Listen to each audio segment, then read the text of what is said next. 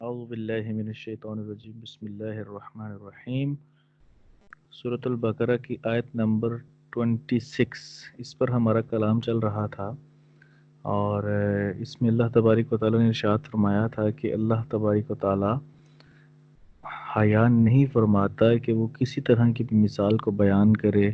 وہ مچھر ہو یا مچھر سے بھی کوئی رذیل چیز ہو، اللہ تعالیٰ مثال بیان فرماتا ہے اور اللہ کو اس سے حیا نہیں آتی۔ تو اس کے بارے میں کلام تھا، اس پہ کلام ہوا، پھر آ، جو کفار کا اعتراض تھا کہ اللہ کا اس سے کیا ارادہ ہے، اس کا جواب دیا گیا، یضل بھی کثیرا و یہدی بھی کثیرا۔ اس پر کلام ہوا کہ کون لوگ قرآن پڑھ کر گمراہ ہوتے ہیں، کون ہدایت پا جاتے ہیں۔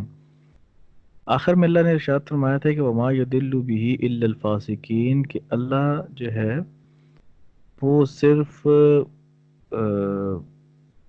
فاسق جو ہیں وہ بیسیکلی گمراہ ہوتے ہیں۔ اب فاسق کون ہوتے ہیں؟ فسق کا معنی ہے اعتدال اور سیدھے رستے سے علیحدہ ہو جانا، یعنی صراط مستقیم سے خروج، یہ ہے فسق اس کے لغوی اعتبار سے۔ اور شرعی اعتبار سے گناہ کبیرہ کرنے والے شخص کو فاسق کہا جاتا ہے۔ فاسق کی پھر تین قسمیں بیان کی جاتی ہیں۔ پہلی قسم ہے طغابی، ایسا شخص کہ جو کبھی کبھی گناہ کبیرہ کرے اور اس کو برا بھی جانتا ہو۔ اور اب گناہ کبیرہ کیا ہوتا ہے، یاد رکھیے گا، فرض کو ترک اور حرام کا ارتکاب کرنا، فرض کو چھوڑ دینا اور حرام کام کرنا، یہ گناہ کبیرہ ہے۔ نماز چھوڑ دی، فرض تھی، گناہ کبیرہ کیا۔ شراب پی، حرام تھی، گناہ کبیرہ کیا۔ ٹھیک ہے، اس کے علاوہ کوئی بھی کام جو ہے وہ گناہ کبیرہ نہیں ہے، بس فرض کو چھوڑ دیا یا حرام کو کر لیا تو انسان گناہ کبیرہ میں مبتلا ہو جاتا ہے۔ پھر نمبر دو ہے انہماک۔ انہماک کون ہوتا ہے؟ وہ شخص کے جو گناہ کبیرہ کا عادی ہو اور اس کو کوئی خوف نہ ہو، یعنی وہ بالکل نہ ڈرتا ہو اس چیز سے، وہ گناہ کبیرہ کا عادی ہے، وہ کر رہا ہے۔ اور تیسری قسم ہوتی ہے جحود، یعنی وہ شخص کے جو گناہ کبیرہ کو اچھا سمجھ کر اور صحیح سمجھ کر کرے، تو جو پھر اس تیسرے درجے کا بندہ ہوگا نا، وہ دائرہ اسلام سے خارج ہو جاتا ہے۔ پہلے دو درجوں کے بندے جو ہیں، چونکہ ان میں پھر کچھ خدا کا خوف اور اللہ اور اس کے رسول کی تصدیق قائم رہتی ہے، اور اسی تصدیق کا نام ایمان ہے، تو ان کے اندر ایمان کا کچھ حصہ موجود ہوتا ہے، لہٰذا ان پر حکم کفر تو نہیں ہے، لیکن آ، وہ شخص بھی اپنے کفر کی بارے میں غور و تفکر کرے کہ شاید وہ گناہ کر کر کر کے ایسا نہ ہو کہ کفر کی اندھیریوں میں وہ چلا جائے اور کفر میں مبتلا ہو جائے، ایسے شخص کو بھی غور کرنا چاہیے۔ لیکن جو تیسری قسم کا درجے کا جو بندہ ہے، وہ شخص ہے کہ جو اس کو صحیح سمجھتا ہے، گناہ کبیرہ کو حلال سمجھتا ہے یا صحیح سمجھتا ہے، تو وہ تو بالکل ڈیفینیٹلی وہ کافر ہے۔ پھر یہاں پر ایک کابرین نے فاسق کی دو قسمیں اور بھی بیان کی۔ ایک وہ فاسق ہوتا ہے جو چھپ کر گناہ کرتا ہے، چھپ کر وہ فسق کرے گا، اور ایک ہوتا ہے جو فسق گناہ جو ہے وہ اعلانیہ کرتا ہے۔ جو اعلانیہ گناہ کرتا ہے اس کو کہتے ہیں فاسق معلن، اعلانیہ گناہ وہ کر رہا ہے۔ اب یہاں پر اصول کچھ اس طرح سے مرتب کیے گئے کہ جو ہوگا نا فاسق معلن، اعلانیہ گناہ کرنے والا، اس کی نہ امامت جائز ہے، نہ اس کی آذان جائز ہے، اور نہ اس کے دینی معاملات میں گواہی کو قبول کیا جائے گا۔ اس کی وجہ کیا ہے کہ وہ سر عام گناہ کر رہا ہے اور لوگوں کو اس گناہ پر گواہ بھی بنا رہا ہے۔ مثال کے طور پر ایسا شخص کہ جو سر عام فلمیں ڈرامے گانے باجے یا گالم گلوچ کرتا ہے یا رشوت لیتا ہے، سود کھاتا ہے، اس کے علاوہ داڑھی کو منڈاتا ہے یا داڑھی کم کرتا ہے ایک مٹھی سے، میں احناف کی بات کر رہا ہوں، ایک مٹھی سے کم کرتا ہے، ہمارے نزدیک ایک مٹھی سے داڑھی کم کرنے والے کے پیچھے نماز پڑھنا یہ مکروہ تحریمی ہے۔ کیوں؟ اس کی وجہ کیا ہے کہ داڑھی رکھنا ہمارے نزدیک، احناف کے نزدیک یہ واجب ہے۔ نبی کریم صلی اللہ علیہ وسلم نے، بخاری اور مسلم کی حدیث، نبی کریم صلی اللہ علیہ وسلم نے ارشاد فرمایا کہ داڑھیوں کو بڑھاؤ اور مونچھوں کو پست کرو اور یہودیوں کی سی شکل مت بناؤ۔ اب اصول یہ ہے کہ جب بھی نبی کریم صلی اللہ علیہ وسلم کسی کام کے کرنے کا حکم دیں اور اس پر سختی فرمائیں یا ناراضگی کا اظہار کریں یا اس پر کوئی وعید بیان کر دیں تو وہ کام واجب کے درجے کا ہوتا ہے۔ تو یہاں سے ہمیں یہ پتہ چلا اس اصول کے مطابق کہ نبی کریم صلی اللہ علیہ وسلم نے یہاں پر سختی بھی کی اور ناراضگی کا اظہار بھی فرمایا کہ یہودیوں کسی شکل مت بناؤ۔ اٹ مینس کہ جو داڑھی نہیں رکھے گا، کلین شیو ہوگا، اس کی وہ حضور نے اس کو یہودیوں سے مشابہت دی ہے۔ تو اب یہاں سے کابرین نے یہ لکھا کہ داڑھی رکھنا تو واجب ہے، لیکن کتنی رکھی جائے؟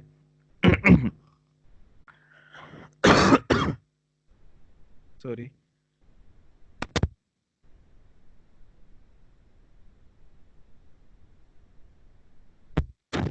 اچھا، سوری، داڑھی رکھی جائے لیکن کتنی رکھی جائے؟ کیونکہ ہمارے سامنے دلائل مختلف تھے، کابرین کے سامنے مختلف دلائل تھے۔ ایک عمل تھا حضرت عبداللہ بن مسعود کا، جو کہ ایک مٹھی سے زیادہ اس کو کٹا دیا کرتے تھے۔ ایک عمل تھا حضرت انس بن مالک کا، جو کہ داڑھی کو، ان کا بھی یہی طریقہ تھا۔ ایک عمل تھا حضرت علی کا، جن کی داڑھی جو تھی وہ اتنی گھنی تھی اور اتنی لمبی تھی کہ پورا سینہ مبارکہ کو اس نے کور کیا ہوا تھا۔ اسی طرح دیگر صحابہ کرام کے بھی یہی معمول تھا کہ کچھ تو ایک مٹھی کے بعد کٹا دیا کرتے تھے اور کچھ جو ہے وہ لمبی کر دیا کرتے تھے۔ احناف کے نزدیک، کیونکہ احناف نے بکثرت روایات جو ہیں وہ حضرت عبداللہ بن ابن مسعود سے لیں، امام ابو حنیفہ رحمۃ اللہ علیہ کے نزدیک حضرت عبداللہ ابن مسعود کی روایات زیادہ مستند ہیں دیگر صحابہ کے مقابلے میں، اور اس کی وجہ یہ ہے کہ حضرت عبداللہ بن ابن مسعود جو ہیں نبی کریم صلی اللہ علیہ وسلم کے ساتھ تنہائی میں بھی رہے اور محفل میں بھی رہے، یعنی آخری ایام میں حضور کے ساتھ سب سے زیادہ اگر کوئی شخص رہا ہے تو وہ حضرت عبداللہ بن مسعود ہیں۔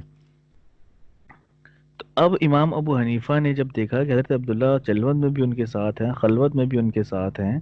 تو انہوں نے زیادہ عمل حضور کا دیکھا ہوگا، زیادہ انہوں نے حضور نبی کریم صلی اللہ علیہ وسلم کے معاملات کو ملاحظہ فرمایا ہوگا،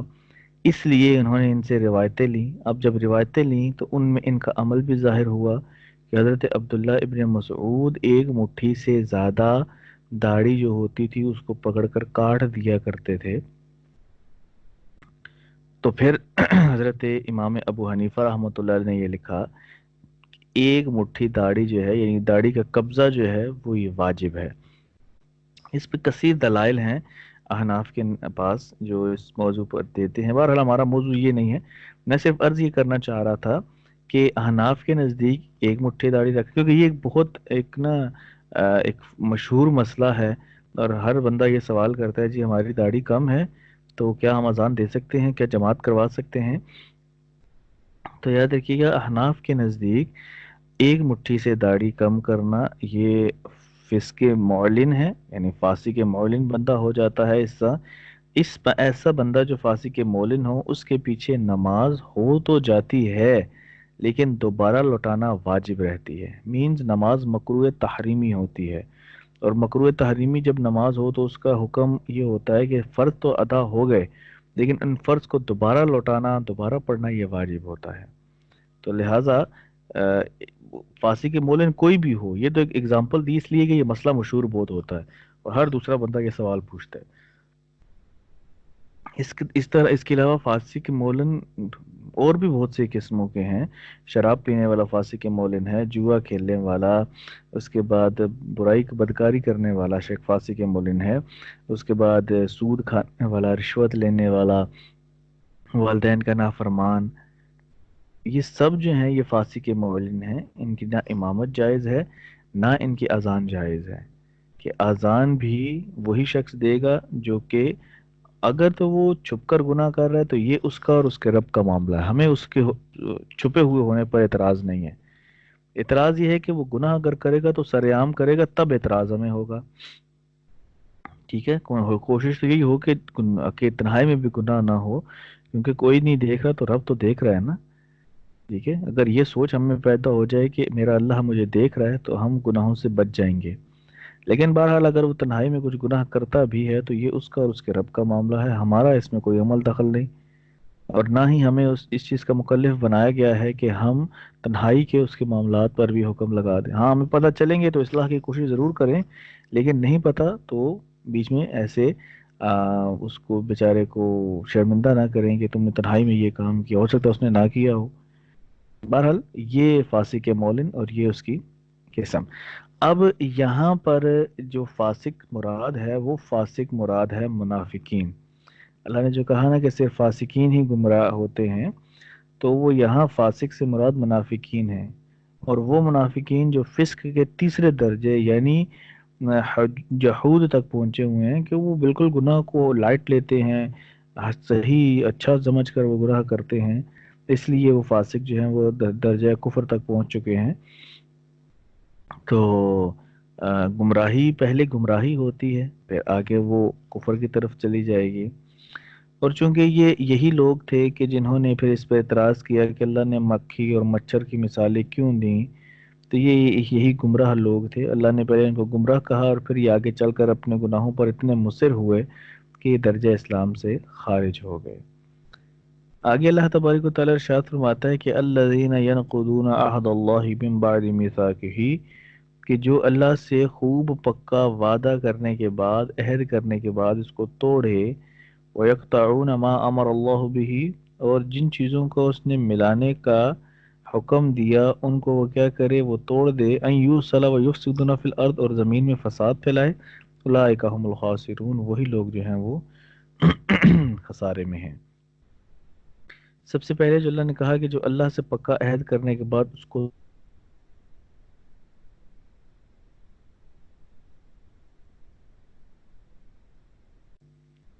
جیسے کہ قسم ہے، وصیت ہے، چونکہ اس کی رعایت اور حفاظت کا ذمہ ہمارے پاس ہوتا ہے، اس لیے ہمیں اس سے پکا عہد کرتے ہیں کہ اس وصیت کو بھی پورا کریں گے اور جو قسم ہے اس کو بھی ہم پورا کریں گے. اب یہاں اس عہد سے مراد وہ عہد ہے جو لوگوں کو عقل دینے کی صورت میں لیا گیا ہے، کیونکہ اللہ تعالیٰ نے اس کائنات میں اپنی ذات اور صفات پر دلائل قائم کیے ہیں، نشانیاں رکھی ہیں، اور عقل میں یہ صلاحیت رکھی ہے کہ وہ ان نشانیوں میں سے صاحب نشان تک پہنچا سکتی ہے. اس عہد کی طرف اس آیہ کریمہ میں اشارہ ہے. سورہ اعراف ورس نمبر 172 اللہ تعالیٰ ارشاد فرماتا ہے وَإِذْ أَخَذَ رَبُّكَ مِنْ بَنِي آدَمَ مِنْ ظُهُورِهِمْ ذُرِّيَّتَهُمْ، اللہ فرماتا ہے کہ یاد کیجئے جب آپ کے رب نے بنی آدم کی بیک پشت سے ان کی اولاد کو نکالا اور انہیں وَأَشْهَدَهُمْ عَلَىٰ أَنفُسِهِمْ، اور انہیں خود ان کے اوپر گواہ بنایا. أَلَسْتُ بِرَبِّكُمْ، کیا میں تمہارا رب نہیں ہوں؟ قَالُوا بَلَىٰ، تو سب نے یہ کہا کیوں نہیں. شہدنا، ہم نے گواہی دی، اور ان تقولوا یوم القیامتی، اور پھر کیا، اور یہ گواہی اس لیے لی کہ کہیں قیامت کے دن تم یہ نہ کہنے لگو کہ انا کننا عن ھذا غافلین، اور ہم اس سے بے خبر تھے. اللہ فرماتا ہے کہ مفہوم اس آیت کا یہ بن رہا ہے کہ اللہ فرما رہا ہے کہ یاد کیجئے کہ بنی آدم سے جب ہم نے عہد لیا تھا کہ ان کی اولاد کو ان کی پشت سے نکالا، پھر خود ان کے اوپر ان کو گواہ بنایا، تو پھر اللہ نے سب سے پوچھا تھا، سب لوگوں سے پوچھا تھا کہ کیا میں تمہارا رب نہیں ہوں؟ تو سب روحوں نے، عالم ارواح میں یہ معاملہ ہوا تھا، تو سب روحوں نے، ساری دنیا کی روحوں نے، شروع سے لے کر قیامت تک جتنے لوگ آئیں گے، سب نے یہ کہا تھا کہ ہاں کیوں نہیں، تو ہمارا رب ہے۔ اور یہ پھر اللہ نے کہا تھا کہ گواہ ہو جاؤ۔ اس کی گواہی کی وجہ یہ تھی کہ کہیں وہ کل یہ نہ کہہ سکیں کہ جی ہمیں تو اس کی خبر ہی نہیں تھی۔ پھر دوسرا جو عہد ہے وہ یہ ہے کہ نبیوں اور رسولوں کے واسطوں سے ان کی امتوں سے لیا گیا، اور وہ عہد یہ تھا کہ جب تمہارے پاس کوئی رسول آ جائے، ایک رسول ہوگا وہ تمہارے پاس آئے گا، یعنی رسول سے مراد نبی کریم صلی اللہ علیہ وسلم،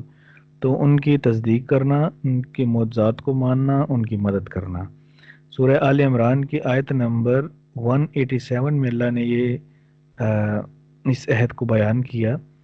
اور سورہ بنی اسرائیل میں بھی یہ ذکر موجود ہے کہ نبی کریم صلی اللہ علیہ وسلم کے حوالے سے یہ کلام ہوا کہ جب وہ تشریف لائیں گے تو ان سے وعدہ لیا جائے، ان سے ان کی مدد کی جائے، ان کی تصدیق کی جائے، لَتُؤْمِنُنَّ بِهِ وَلَا تَنْصُرُنَّ، ان کی مدد کی جائے اور ان پر ایمان لایا جائے۔ ٹھیک ہے، تو یہ وعدے اللہ نے قرآن پاک میں پہلی امتوں سے لیے، پھر اس کے بعد نبیوں سے لیے۔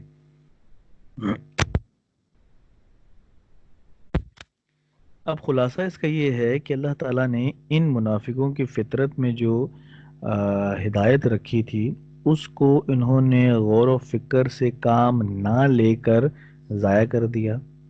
اور ان کے نبیوں اور رسولوں نے جو ان سے آخری نبی کا عہد لیا تھا،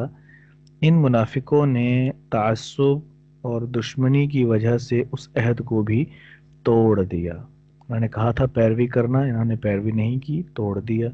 انہوں نے کہا تھا مدد کرنا، انہوں نے مدد نہیں کی، وعدے کو توڑ دیا۔ ٹھیک ہے،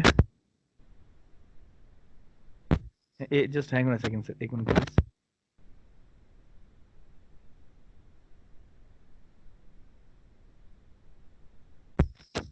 جی،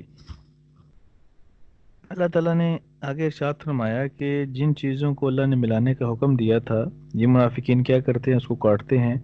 زمین میں فساد کرتے ہیں، اور یہی لوگ نقصان اٹھانے والے ہیں۔ اللہ تعالیٰ نے انہیں یہ حکم دیا تھا کہ رشتہ داروں سے تعلق جوڑیے، یہ توڑتے تھے۔ اللہ نے حکم دیا تھا مسلمانوں سے محبت کریں، یہ ان سے نفرت کرتے تھے۔ اللہ کا حکم تھا کہ نبیوں میں ایمان لانے کے لحاظ سے فرق نہ کریں، یہ فرق کرتے تھے۔ فرض نماز کو جماعت سے پڑھنے کا حکم تھا، یہ ترک کرتے تھے۔ بالخصوص فجر اور عشاء کے ٹائم تو یہ جاتے ہی نہیں تھے۔ فجر کے ٹائم وہ سو رہے ہوتے تھے، عشاء کے ٹائم وہ کھا رہے ہوتے تھے، اس لیے وہ تو مسجد میں جاتے ہی نہیں تھے۔ اسی لیے نبی کریم صلی اللہ علیہ وسلم نے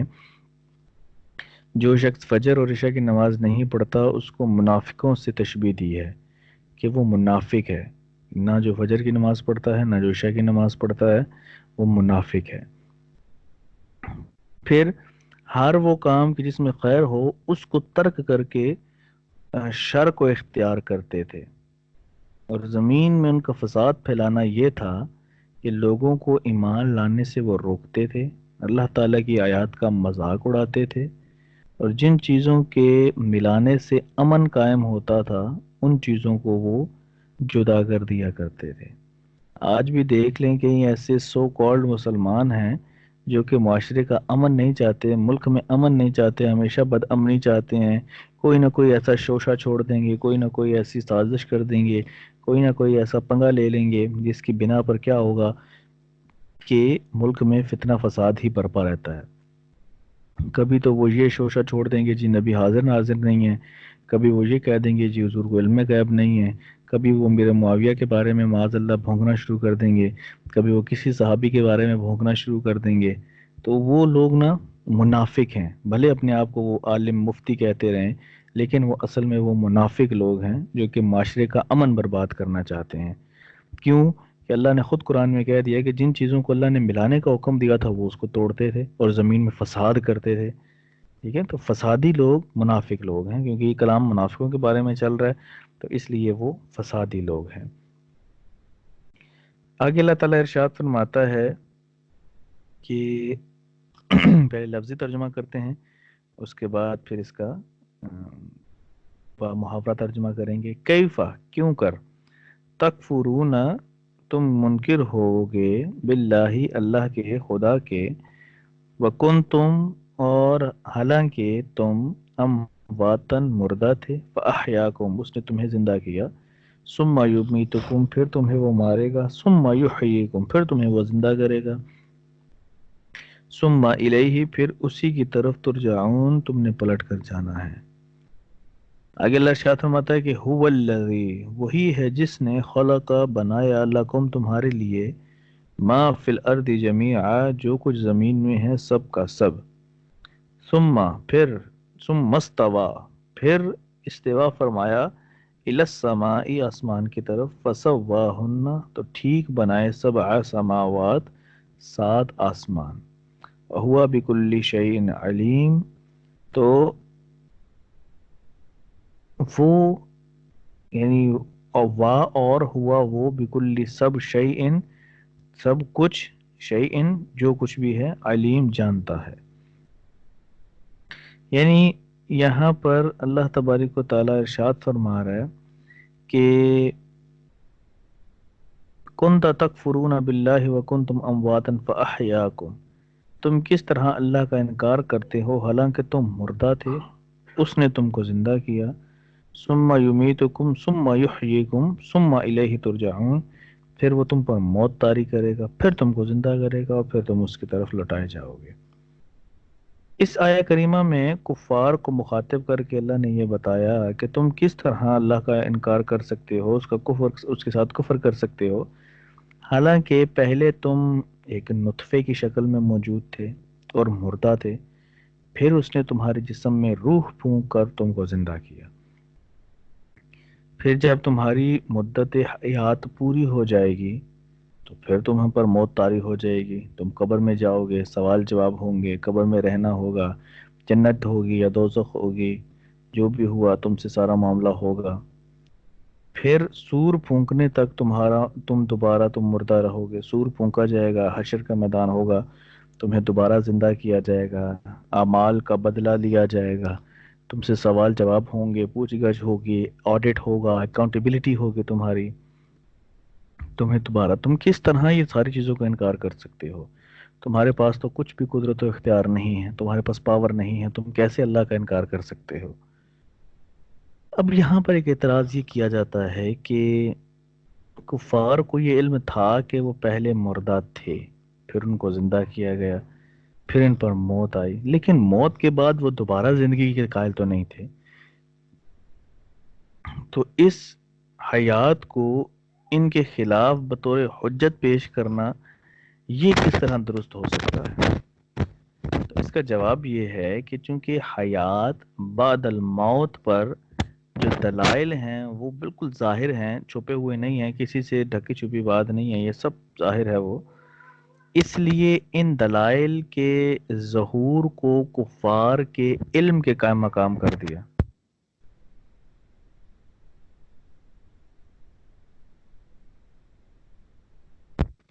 اس کے علاوہ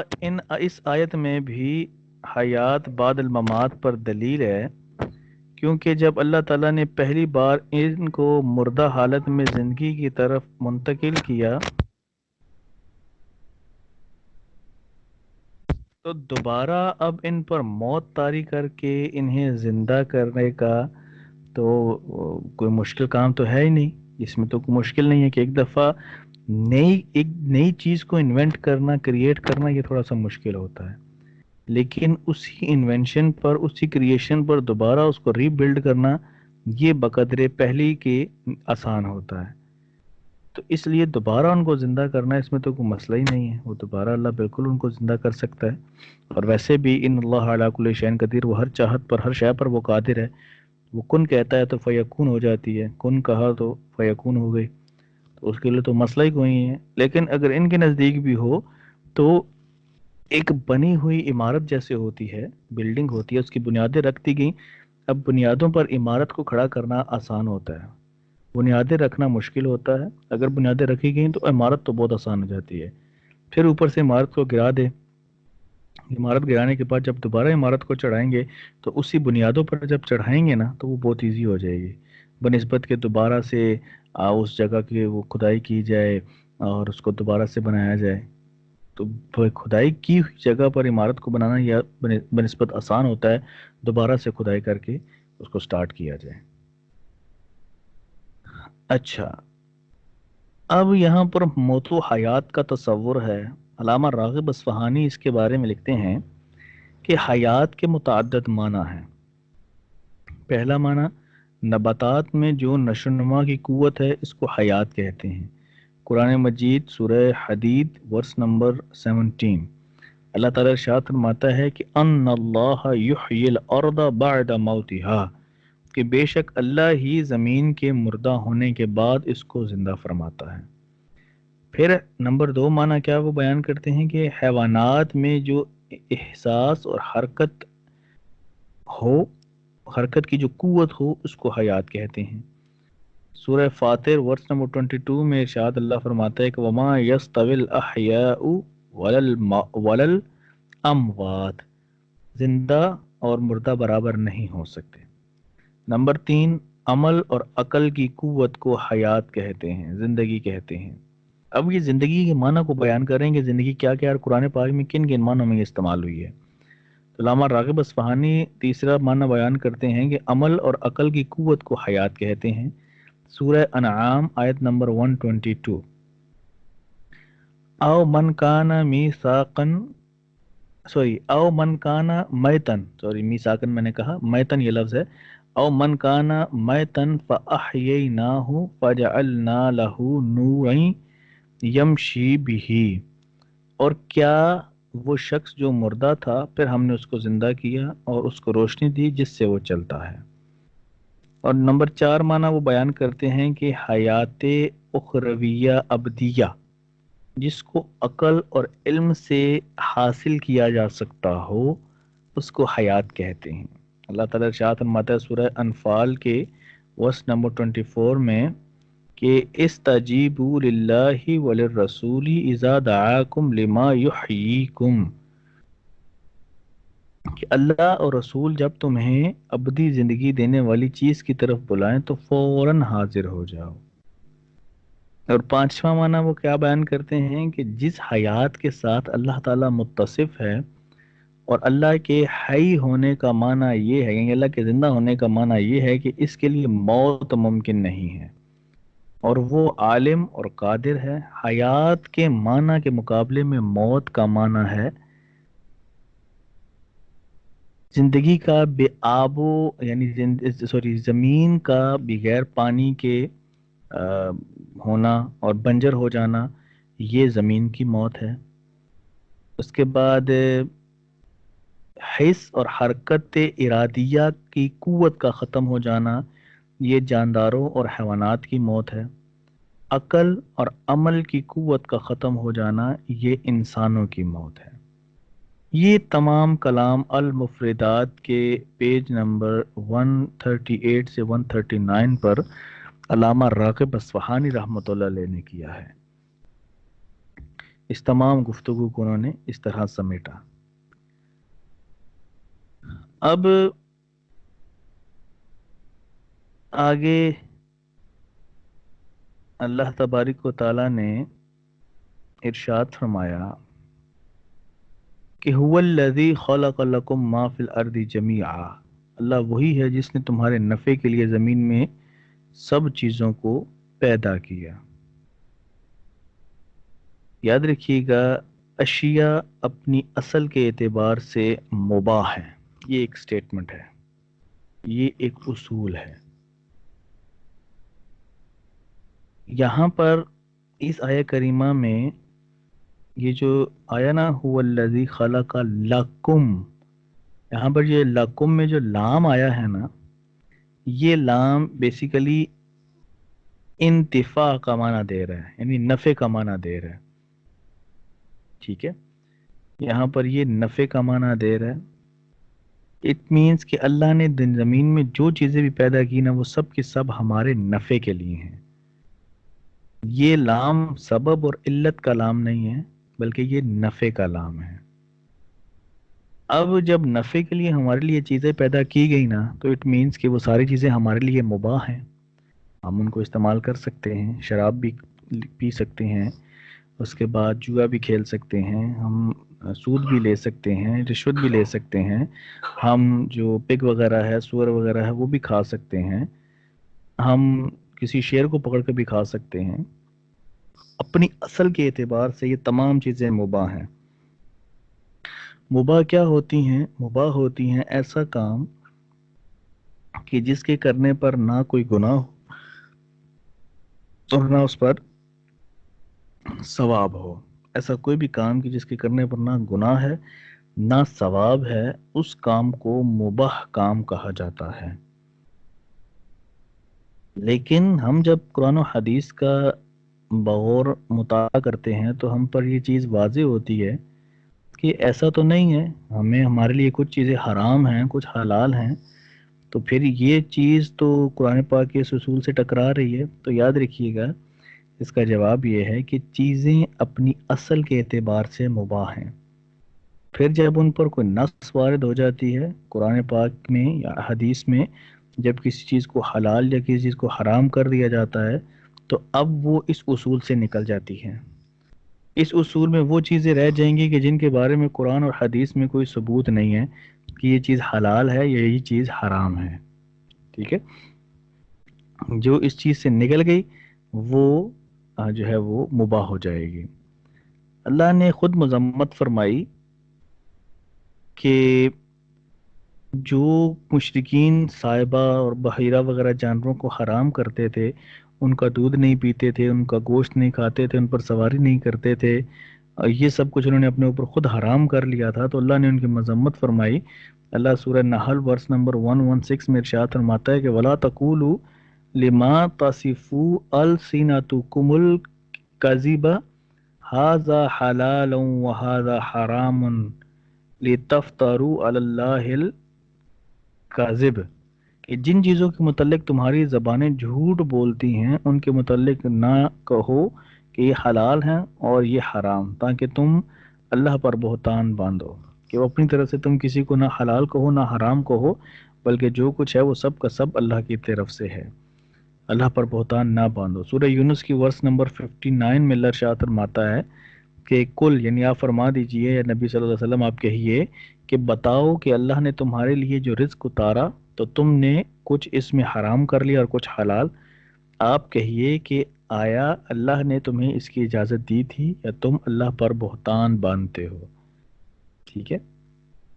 پھر نبی کریم صلی اللہ علیہ وسلم سے بھی یہ روایت ثابت ہے، حضور نے ارشاد فرمایا، ابن ماجہ ابو داؤد کی یہ حدیث، نبی کریم صلی اللہ علیہ وسلم نے ارشاد فرمایا، ترمذی میں بھی حدیث موجود ہے، حضرت سلمان رضی اللہ تعالیٰ عنہ روایت کرتے ہیں کہ رسول اللہ صلی اللہ علیہ وسلم سے گھی، پنیر اور پوستین یعنی کھال کی قمیض، جبہ وغیرہ جو ہوتا ہے، چوغا وغیرہ، اس کے متعلق سوال کیا گیا تو آپ نے فرمایا جو چیز حلال ہے اس کو اللہ نے اپنی کتاب میں حلال کر دیا، جو چیز حرام ہے اس کو اللہ نے اپنی کتاب میں حرام کر دیا، اور جس کے متعلق اللہ نے سکوت کیا، ٹھیک ہے، اس کے استعمال میں کوئی حرج نہیں،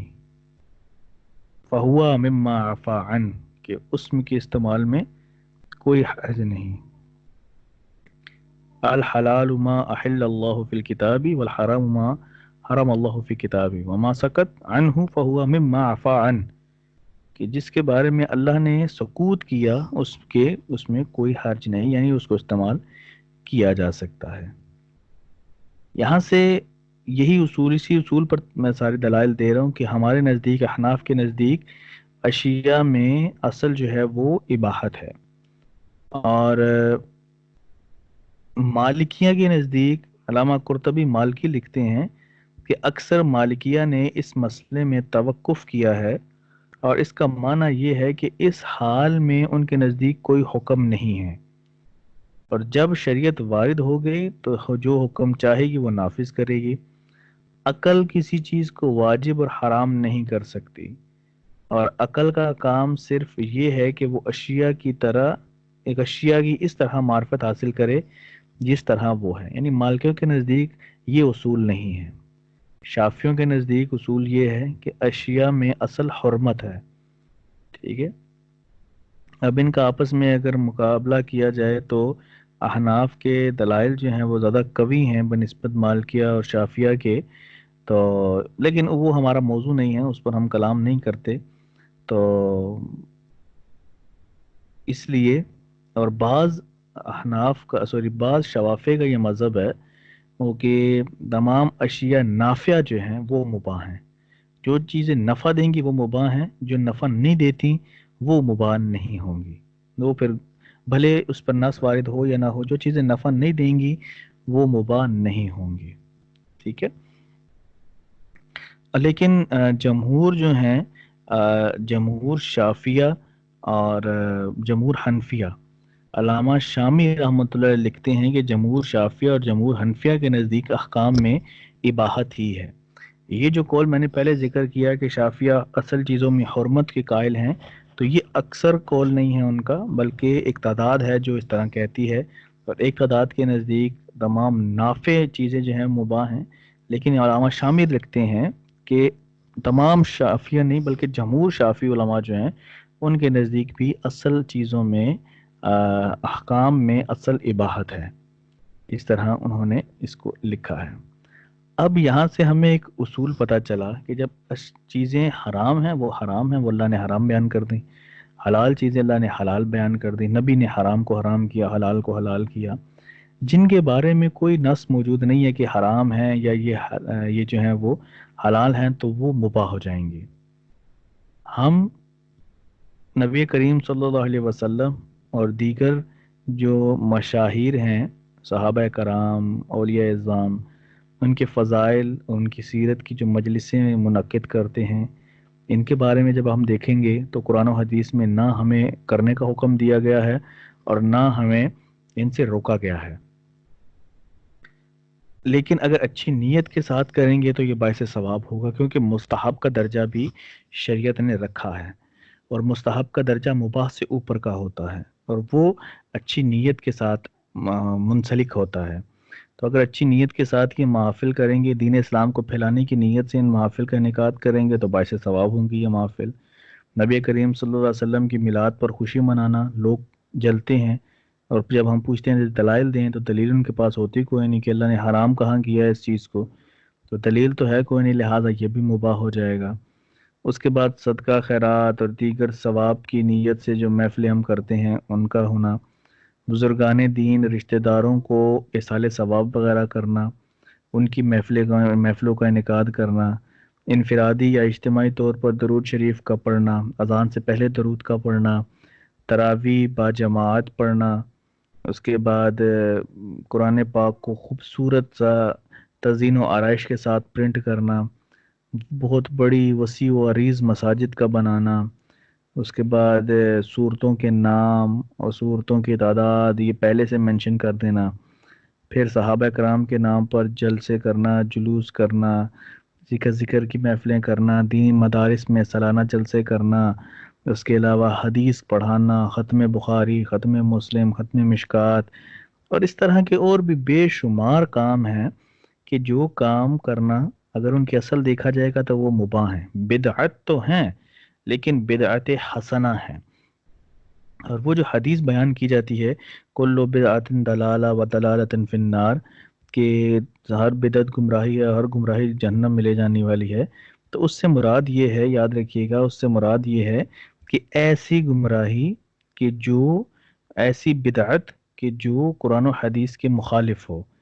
ایسی بدعت گمراہی ہے اور وہ گمراہی جہنم میں لے کر جائے گی. اب ایسا نہیں ہے کہ ہم قرآن پڑھ رہے ہیں، ایک محفل منعقد کر کے قرآن پڑھ رہے ہیں اور اس کو ہم کہہ دیں کہ یہ بدعت ہے اور یہ گمراہی ہے. قرآن پڑھنا کب گمراہی ہوگا؟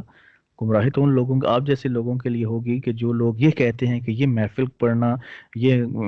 قرآن پڑھنا گمراہی ہے، تو وہ قرآن پھر آپ لوگوں کے لیے گمراہی ہوگا. ہمارے لیے ہدایت کا ہے، یضل بہ کثیرا و یہدی بہ کثیرا، تو ہمیں یہدی ہی کی طرف لے کے جائے گا قرآن، یضل کا سیغہ آپ کی طرف لوٹ کر آئے گا.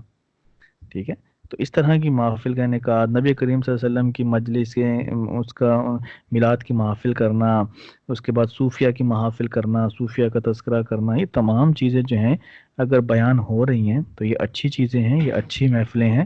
تو لہٰذا ان کا انعقاد جائز، ان پر ملنے والا اجر بھی انشاءاللہ عز و جل ہمارے لیے باعث نجات ہوگا۔ اور یہ بدعت دلالہ کے حکم میں نہیں ہے،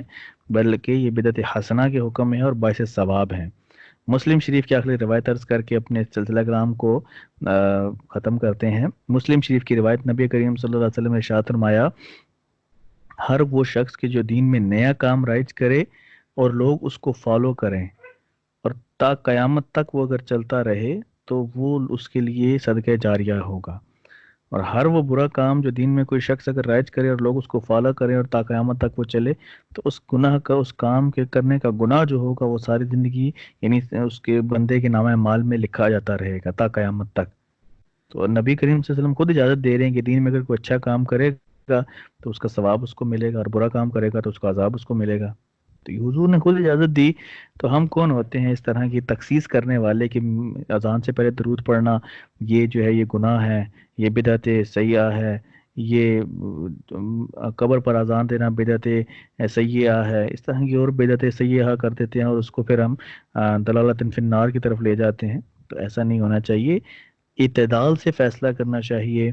اپنے آپ کو اگر آپ منصف سمجھ رہے ہیں تو پھر قرآن اور حدیث کا گہرا مطالعہ کرنے کے بعد کوئی فیصلہ کیجئے۔ فقط نام کے ساتھ مفتی لگا دینے سے، فقط اپنے نام کے ساتھ علامہ لگا دینے سے قرآن و حدیث کا کوئی فیصلہ مت کیجئے۔ کیوں کہ ہمارا ایک فیصلہ اس چیز کو شو کرا رہا ہوتا ہے کہ اللہ اور اس کے رسول نے ایسا کہا ہے، حالانکہ اللہ اور اس کے رسول نے ویسا نہیں کہا ہوتا۔ تو اس طرح کا اگر کوئی معاملہ ہے تو یہ حدیث یاد رکھیے گا کہ نبی کریم صلی اللہ علیہ وسلم نے ارشاد فرمایا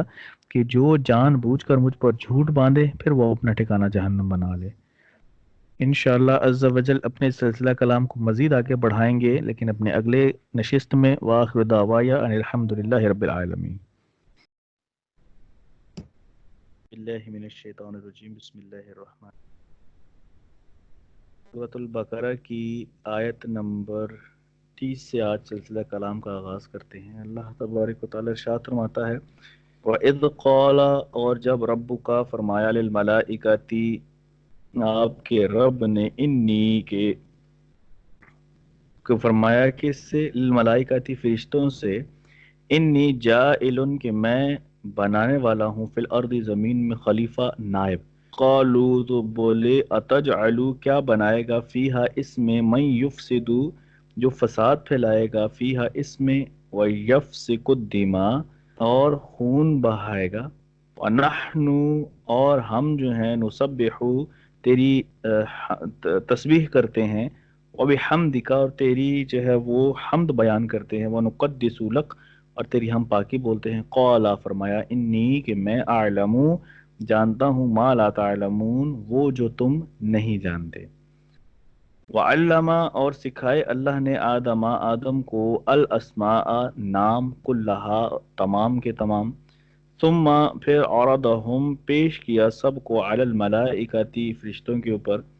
وقالا فرمایا، انبئونی بتاؤ مجھے، باسمائہم نام ان چیزوں کے، ہؤلائی جو ان چیزوں کے سے متعلق ہیں، ان کنتم صادقین اگر ہو تم سچے۔ قالو بولے، سبحانکا پاکی ہے تجھے، لا علم لنا ہمیں کچھ علم نہیں،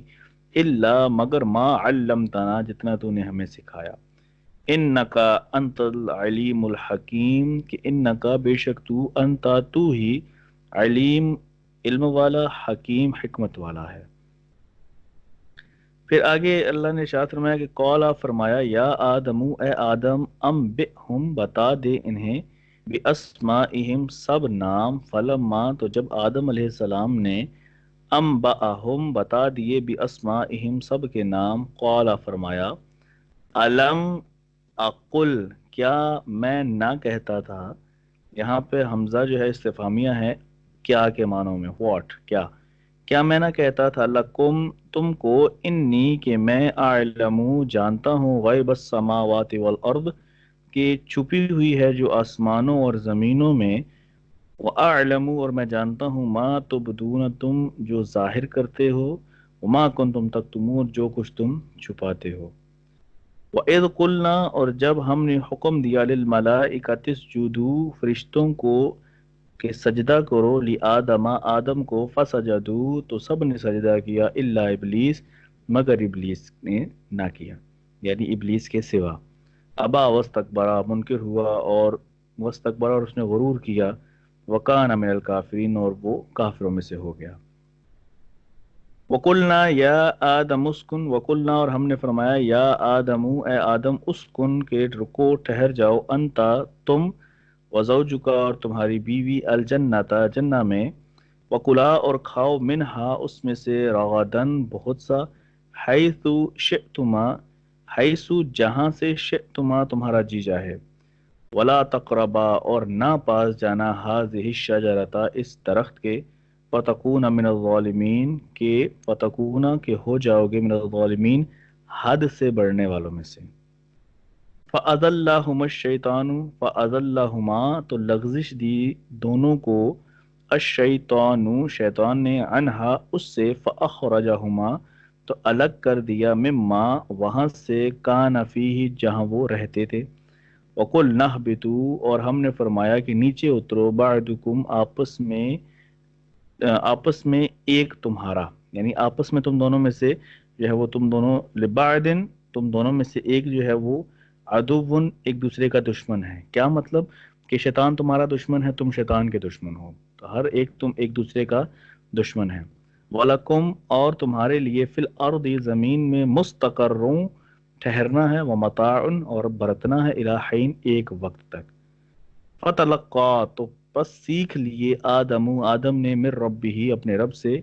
کلمات، کچھ کلمے، فتاب علیہ، تو توبہ قبول کی اس نے، اس کی، یعنی اللہ نے آدم کی توبہ قبول کی، انہو، کہ بے شک، ہوا التواب الرحیم، وہی توبہ کو قبول کرنے والا ہے۔ اب، کل نہبتو، اور ہم نے فرمایا، اہبتو، اتر جاؤ، منہا، جنت سے، منہا، اس میں سے، اس میں تمہارا جنت سے، جمیعا، سب کے سب، اما، پھر اگر، یاتینکم، تمہارے پاس آئے، منی، میری طرف سے، ہدن، کوئی ہدایت، فمن، تو جو، تبعا، فالوور ہوا، فالو جس نے کیا، پیروکار جو ہوا، خدا یا میری ہدایت کا، فلا خوف، تو کوئی خوف نہیں ہے اس پر، علیہم، کوئی اس پر خوف نہیں، ولا هم یحزنون، اور نہ وہ کبھی غمگین ہو۔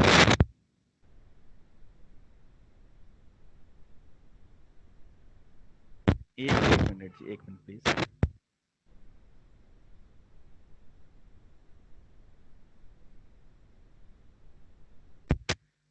اچھا، تو یہاں تک چونکہ پورا ایک سرٹن واقعہ ہے، ایک ڈیٹیل ہے اس کی، اور آدم علیہ السلام کی جنت میں، سب سے پہلے آدم علیہ السلام کی تخلیق کے اعتبار سے ہے، اللہ تبارک و تعالیٰ نے فرشتوں کو حکم دیا، سب سے پہلے اللہ نے حکم دیا حضرت جبریل علیہ السلام کو کہ جاؤ، زمین پر جاؤ، وہاں سے مٹی لے کر آؤ، میں ایک تخلیق کرنا چاہتا ہوں۔ فرشتوں کو جب اس چیز کا علم اللہ نے دیا، کہا کہ میں طرح ایک اور تخلیق کرنا چاہتا ہوں، تو فرشتوں، کیونکہ انسان سے پہلے 1000 سال پہلے اس دنیا میں جنات موجود تھے، جنات بڑے اچھی طرح کالونیز میں رہتے تھے، سوسائٹیز تھیں ان کی، لیکن آہستہ آہستہ آہستہ جنات میں فتنہ فساد پھیلنا شروع ہو گیا، اس میں بھی برے جنات شامل ہو گئے، اب جنات کے دو گروپس بن گئے، ایک اچھے جنات، ایک برے جنات، اور دونوں آپس میں لڑتے تھے، اچھے اور برے جنات، خون ریزی ہوتی تھی، خون بہاتے تھے وہ۔ فرشتوں کے سامنے وہ ایک تجربہ موجود تھا، اللہ نے جب یہ کہا کہ میں ایک تخلیق بنانا چاہتا ہوں، تو فرشتوں نے کہا ہے اللہ، کیا یہ وہ تخلیق بھی جنات کی ہی طرح کی ہوگی کہ آپس میں وہ لڑتے رہیں گے اور خون کرتے رہیں گے، اور وہ لوگ تیری یاد سے غافل ہو جائیں گے؟ تو اللہ نے کہا تھا کہ جو میں جانتا ہوں وہ تم نہیں جانتے۔ اللہ نے جبریل علیہ السلام کو حکم دیا کہ دنیا میں، زمین پر جاؤ، اور وہاں جا کر مٹی لے کر آؤ۔ اب حضرت جبریل علیہ السلام جب دنیا میں آئے نا مٹی لینے کے لیے، تو دنیا، اگر زمین نے رونا شروع کر دیا کہ مجھ سے مٹی نہ لے کر جاؤ، مجھے تکلیف ہوتی ہے، اس نے بہت سی باتیں کی۔ اب چونکہ نرم دل فرشتہ تھا، یہ واپس چلا گیا اللہ کے بارگاہ میں، اللہ سے جا کر کہتا ہے کہ اللہ، اس طرح یہ ہوا کہ زمین نے رونا شروع کر دیا، تو مجھے اس پر رحم آ گیا۔ اللہ تعالیٰ نے اسرافیل علیہ السلام کو بھیجا، اسرافیل علیہ السلام کے ساتھ بھی دنیا نے یہی معاملہ کیا، دنیا سے مراد اس زمین میں۔ اسرافیل علیہ السلام بھی واپس آ گئے، اللہ نے میکائیل علیہ السلام کو بھیجا، اللہ جانتا تھا کہ ایسا ہوگا، ڈائریکٹ اللہ نے اسرائیل علیہ السلام کو نہیں بھیجا، پہلے 3 فرشتوں کو بھیجا۔ میکائیل علیہ السلام جب آئے ان کے ساتھ بھی یہی معاملہ ہوا، زمین نے رونا شروع کر دیا کہ مٹی نہ لے کے جاؤ، مجھے تکلیف ہوتی ہے۔ چوتھے نمبر پہ جب اسرائیل علیہ السلام کو اللہ نے بھیجا، جن کو ملک الموت بھی کہتے ہیں، تو جب وہ مٹی اٹھانے لگے تو زمین نے رونا شروع کر دیا، وہی واویلا شروع کر دیا۔ تو حضرت اسرائیل علیہ السلام نے کہا کہ یہ میرے اللہ کا حکم ہے اور میں اللہ کے حکم کو ٹال نہیں سکتا، تجھے تکلیف ہوتی ہے یا نہیں ہوتی اس سے مجھے کوئی سروکار نہیں ہے۔ اس چیز کو چونکہ اللہ نے موت کا ایک سلسلہ بھی ایک ایسی بندے کو دینا تھا، ایک ایسی ذات کو دینا تھا کہ جو کسی پر رحم نہ کرے، تو اسی لیے پھر موت کا تعلق ملک الموت یعنی حضرت اسرائیل علیہ السلام کو دیا گیا کہ وہ اللہ کے حکم کے پابند اس اعتبار سے ہیں کہ وہ نرم دل نہیں ہیں۔ آج بھی دیکھنے جانے نکل رہی ہیں، کسی کو کوئی کیا مسئلہ ہو جاتا ہے، کسی کو کیا مسئلہ ہو جاتا ہے، تو کبھی بھی حضرت اسرائیل کو ان پر رحم نہیں آیا۔ کیوں؟ کہ وہ اللہ کے حکم کے تابع ہیں، انہوں نے کہا، وہ کہتے ہیں کہ مجھے بس اللہ کا حکم ہے تو میں نے یہ کام کرنا ہی کرنا ہے۔ باقی جو 3 فرشتے ہیں ایسا نہیں ہے کہ وہ منکر ہیں، نہیں، لیکن وہ نرم دل ہیں، اللہ نے ان کو ایسا سافٹ ہارٹ بنایا ہے کہ وہ نرم دل ہیں، وہ ان کا دل پگھل جاتا ہے، ان کی فیلنگز پگھل جاتی ہیں۔ تو اب اللہ تبارک و تعالیٰ نے آدم علیہ السلام کو بنایا، باقی جو جسم تھا وہ اللہ کے فرشتوں نے بنایا، لیکن جو چہرہ مبارکہ تھا حضرت آدم علیہ السلام کا وہ اللہ نے اپنی دست قدرت سے بنایا۔ یہاں پر لوگ کہتے ہیں جی اللہ نے اپنے ہاتھ سے بنایا، اللہ جسم و جسمانیات سے پاک ہے۔ لفظ دست قدرت اس لیے استعمال کیا جاتا ہے کہ اللہ نے اپنی قدرت سے بنایا، کیسا بنایا، کس طرح بنایا، یہ اللہ ہی جانتا ہے۔ ہمارے لیے یہ حکم نہیں ہے کہ ہم یہ لفظ ہاتھ کا استعمال کریں کہ ہاتھ سے بنایا، نہیں،